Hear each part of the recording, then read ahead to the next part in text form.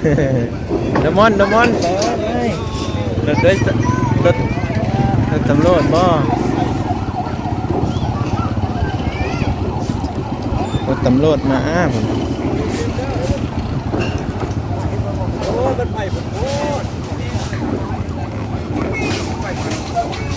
กูบำเพ็ญกุศล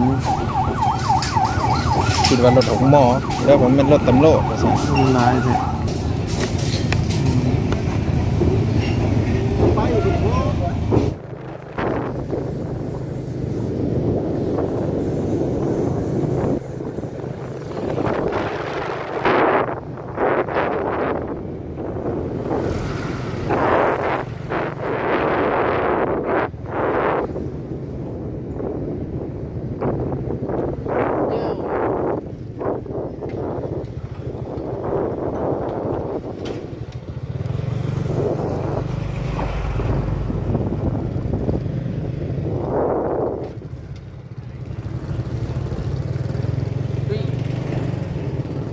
พะโยเรียบร้อย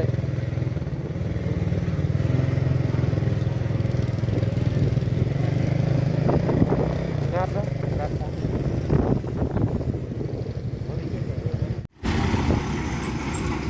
โคอยู่บ้านตาแล้วหันโคตอนนั้นนะครับเพื่อนก็เลยผ่านมาโคอันเบื้องทางใต้พี่เนาะ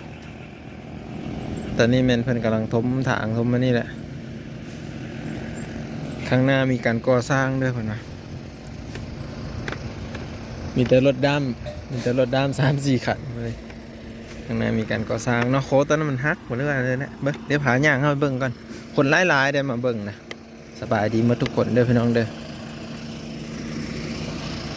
เพราะมาผ่านแล้วก็เห็นเนาะทำอิฐว่าอันเพิ่นว่าสิไปไม่ได้นะเพราะว่าเพิ่นเฮอเว้นได้โค้ดตัวนี้มันยุบมานะเล็กมันอ่อนแล้วเพิ่นมีเฮอไปแล้วก็มาวันนี้พอดี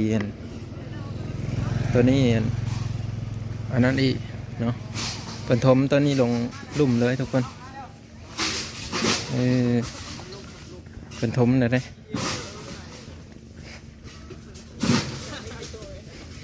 เ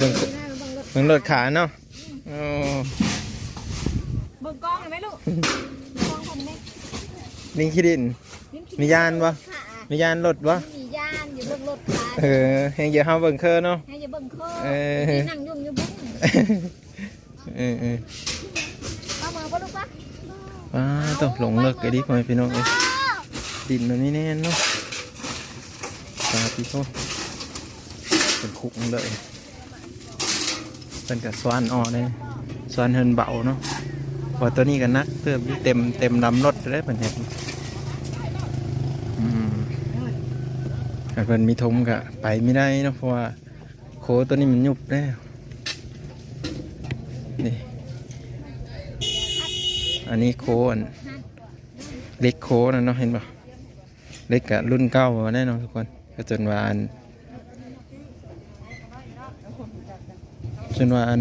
นั้นเนาะเล็กมันอ่อนแล้วทุกคนเลยคุ้งข้างกันดิ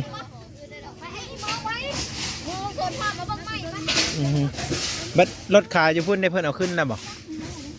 ไม่ได้ไปหอยพุ่นเนาะเจ็ดให้แล้ววันปลาเฮลินผู้เดียวเลย แม่เมื่อก่อนปลาเฮลินผู้เดียวเนาะ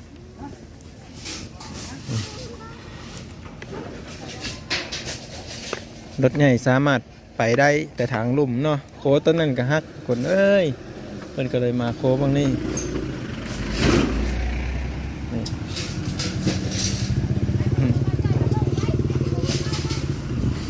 ไปมาเซอร์เด้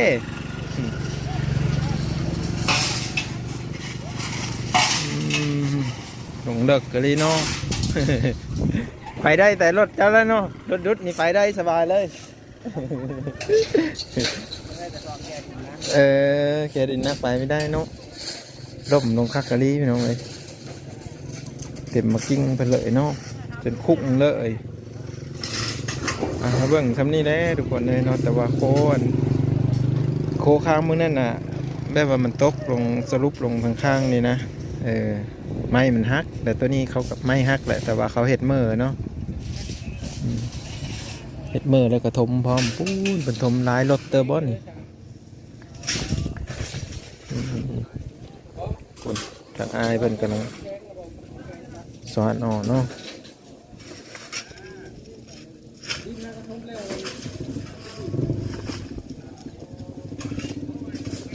รถมันเต็มอยู่ได้ทุกคนปูนอยู่ทางคุณเนาะดินมันอ่อนดูเห็นบ่ผู้เลยที่มีรถเยอะกับไปหญ้าเด้เนาะทางนี้นะถ้าว่าสิไปก็ได้ลงลุ่มคือกันนั่นแหละเนาะลงข้างลุ่มอยู่ถึงนี่นะไปไม่ได้ลงคักกันลีเนาะพอลุงเนาะคุงกึกเลยอืมอืม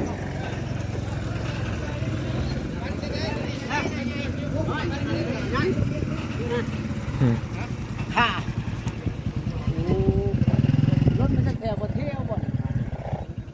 กระทมแล้วกระทมแล้วแล้วเพิ่นอันไปเลยนะว่าแล้วเพิ่นดุดเพิ่นอันนี้แล้วเพิ่นไปเนาะ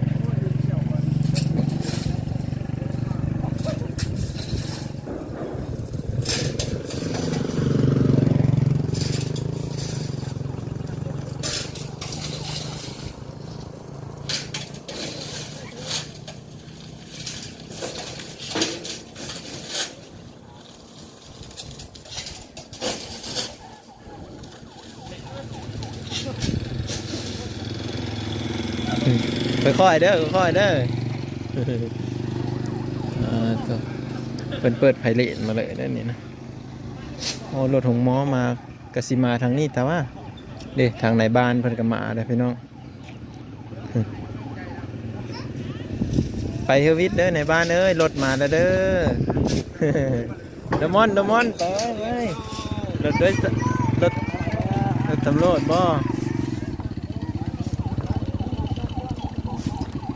รถตำรวจมาพุ่นน่ะ โอ้ยมันไปผุดโพดไปมา คิดว่ารถของหมอแล้วผมเป็นรถตำรวจนะใช่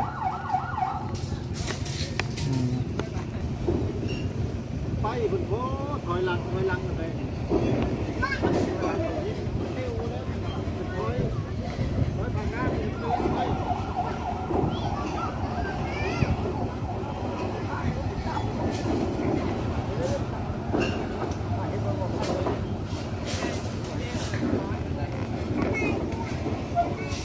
ผู้บำเพ็ญกุศลก็มันร้ายแท้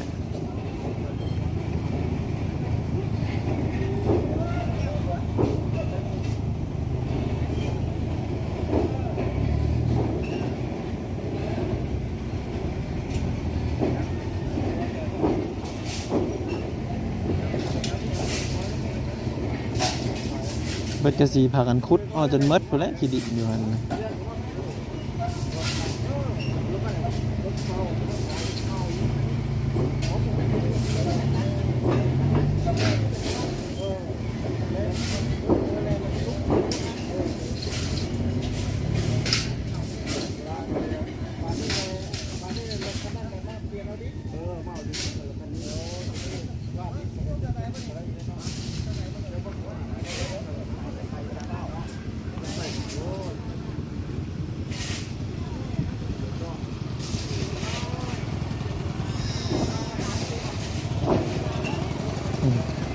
ค่อยๆเด้อเดินตกโค้ดเด้อฮะ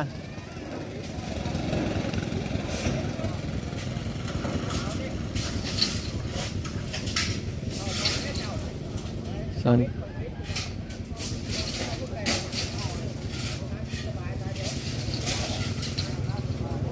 ้อนอันหินซ้อนอันนี้ลงนะทุกคน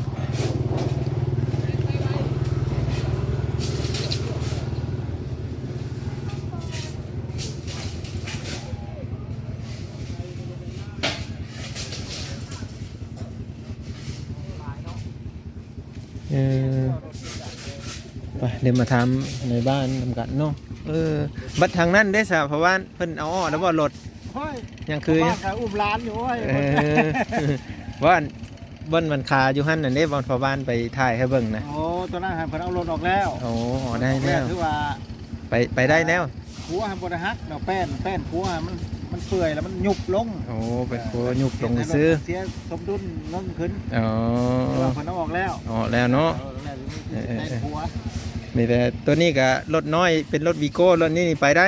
อันนี้หันไปได้ อ๋อ รถเบาไปสิไปได้ ไป รถวิโก้พวกรถวิโก้พวกรถกระบะสิไปได้ เอาแต่ว่าคือรถแก้ดินแบบนี้นี่แม่นบ่ได้ สลงกับคันสลงเป่าก็ไปได้ โอ้ แต่ว่าสลงนักเนี่ยบ่ได้ ฉันลงนักมีได้เพิ่นพี่น้อง ได้ก็เสี่ยงค่อนข้างเสี่ยงสูง โอ้โห ความเสี่ยงสูง โดย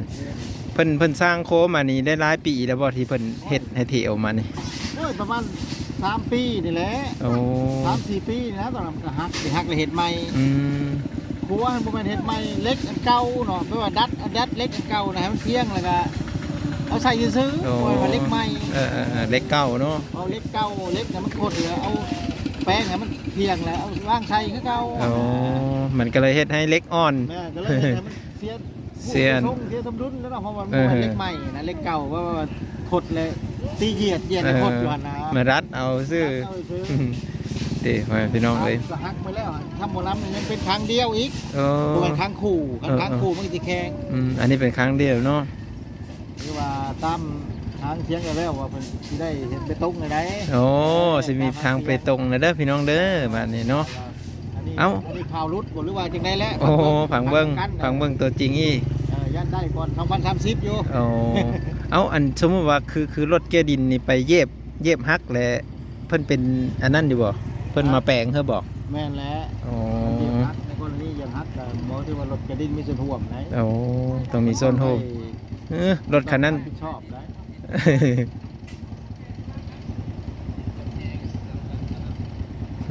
มันสิ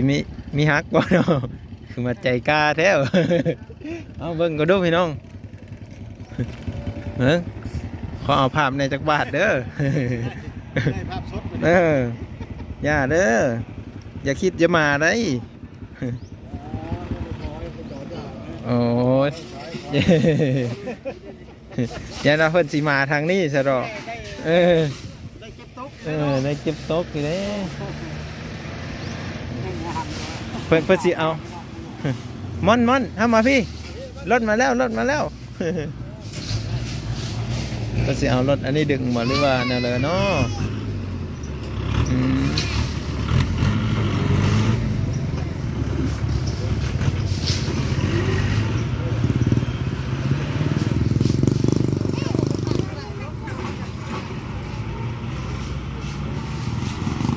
ทุกคนสิประมาณนี้แหละเนาะกะสอบถามพ่อบ้านเพิ่นคร่าวๆเนาะ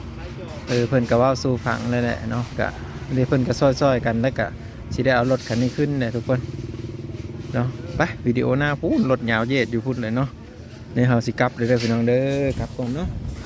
ขอบใจเบิดทุกคนและขอบคุณเบิดทุกคนเด้อพี่น้องขาหมอกกันเนาะ มาแต่ไปแต่งรถเอารถตายนี่ก็ได้วิดีโอหน้าพอกันไหมพี่น้องเนาะกลับก่อนมาเลยพุ่นอันตรายนึงเนาะรถก็ยังเที่ยววุ่นวันอยู่ดอกเนาะเพื่อก็ไปมากันระมัดระวังเด้อเนาะเพื่อเลยรถนักนี่ก็อันตรายอยู่เนี่ยมันล้มตรงนั้นนะเพื่อเลยรถเบาก็ไปได้อยู่โจทย์ถึงซ้ำนี้พี่น้องโคอยู่ประเทศลาวเนาะ